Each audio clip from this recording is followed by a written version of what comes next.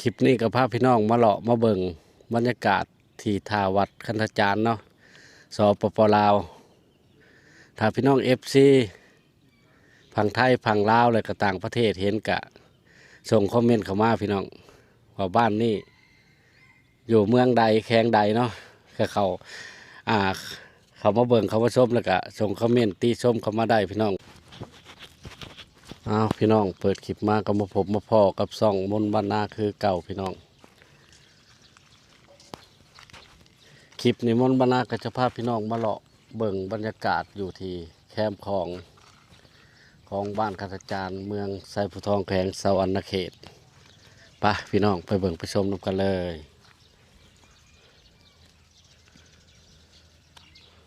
อันนี้ก็เป็นบรรยากาศที่วัดนะบรรยากาศที่วัดก่อนจะลงท่าด่านหรือว่าไปเบิ่งการเตือนเนาะคนกำลังสร้างเสร็จแล้วเนาะท่านี่ก็แต่ก่อนก็เป็นท่าวัดก็จะมีกกซ้ำซาเนาะอยู่นะตอนนี้ก็หายเกลี้ยงบ่มีเลยพี่น้องเปิ่นสร้างเห็ดเป็นการเจือนอย่างดีเลยเนาะอันนี้ก็ทางลงคลองเนาะบรรยากาศอยู่ที่ท่าวัดของคันธจารย์พาพี่น้องมาเบิ่งการเจือนเนาะเพิ่นก็สร้างเสร็จเรียบร้อยเพิ่นก็เริ่มสร้างมาประมาณ2 ปีเนาะหลังจากที่ มนต์บรรณา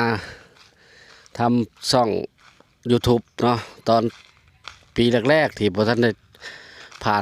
นเกณฑ์ก็เคยมาถ่ายคลิปอยู่ที่นี่เนาะถ่ายคลิปที่ท่าวัดคันธจารย์แต่ว่าเพิ่นก็บ่ทันได้ทำการเจือนเนาะก็มีกกซ้ำซาอยู่นี่เนาะมีต้นซ้ำซาอยู่ท่าวัดแล้วก็ถนนก็บ่ค่อยดีพี่น้องแต่ตอนนี้เพิ่นก็สร้างเป็นการเจือนปาดโตเพิ่นสร้างเป็นการเจือนเป็นที่เรียบร้อยงามเลยพี่น้องคักกะลี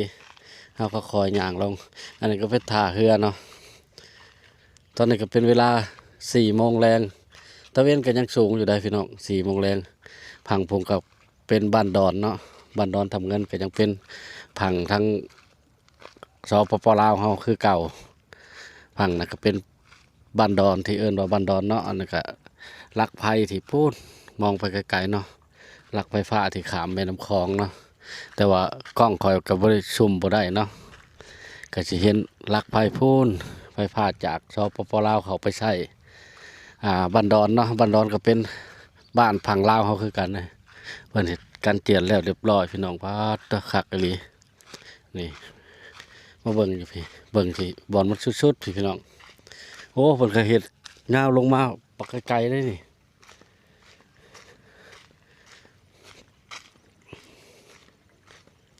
เด้เพิ่นก็เฮ็ดชุดมึง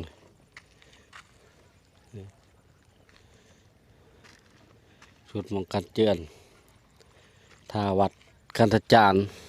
เมืองไซภูทองแขวงสะหวรรณเขตอันนั้นก็เป็นบักเพิ่นเฮาก็สิพาพี่น้องไปเบิ่งข้างบนเนาะแล้วก็ไปเบิ่งบรรยากาศของวัดพร้อมเนาะวัดคันธจารย์เนาะนี่เป็นบรรยากาศยามแรง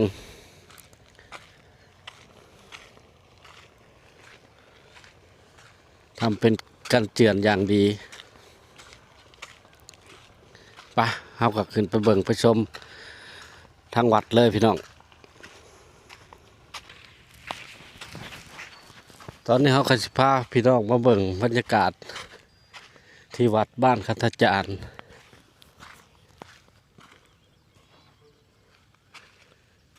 เมืองไซภูทองแขวงสะหวรรณเขตบรรยากาศยามแรงพี่น้องอยู่ที่ท่าวัดแคมป์ของ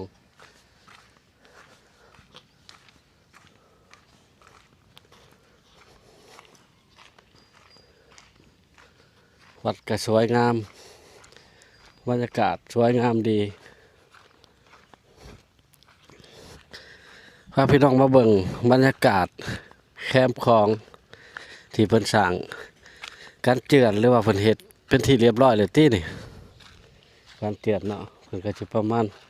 เฮ็ดมาได้2 ปีเนาะ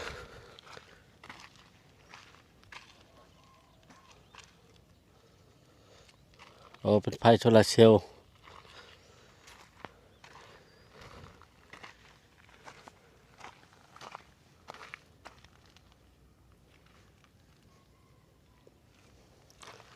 พาพี่น้องมาเบิ่งมาชมบรรยากาศแคมป์ของเสียงผ้าห้องพี่น้อยผ้าห้องฝนตกกำลังหยุดฝนตกกำลังหยุดกำลังออกมาถ่ายคลิปเลยว่ากะเสียงผ้าร้องอยู่คือเก่าเนาะ อันนี้เป็นกัดเจือน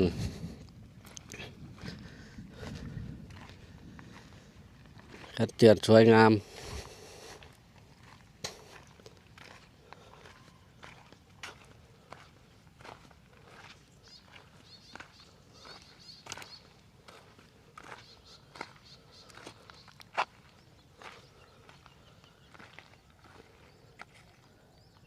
ผังพูนก็เป็นบ้านนัชดาอำเภอสนุมานผมพี่น้องเอ้ยหางดอนเนาะหางดอนทำเงินอะไรกะดอนทำเงินที่ตะเวนกำลังซองก็เป็นหัวดอนเนาะหัวดอนทำเงินก็เป็นบ้านดอนของสปป.ลาวเฮาพี่น้องถ้าพี่น้องเห็นคลิปกะซอยกันกดไลค์กดแชร์กดซับสไครต์นำพี่น้อง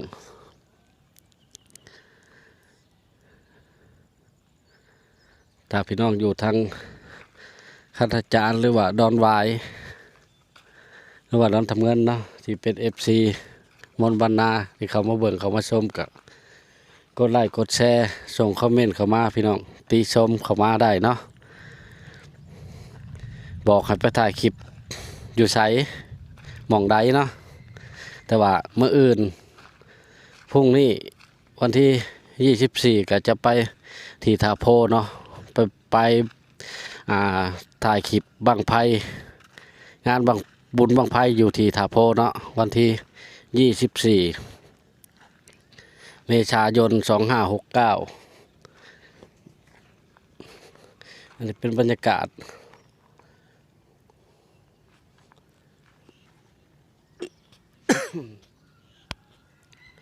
ที่วัด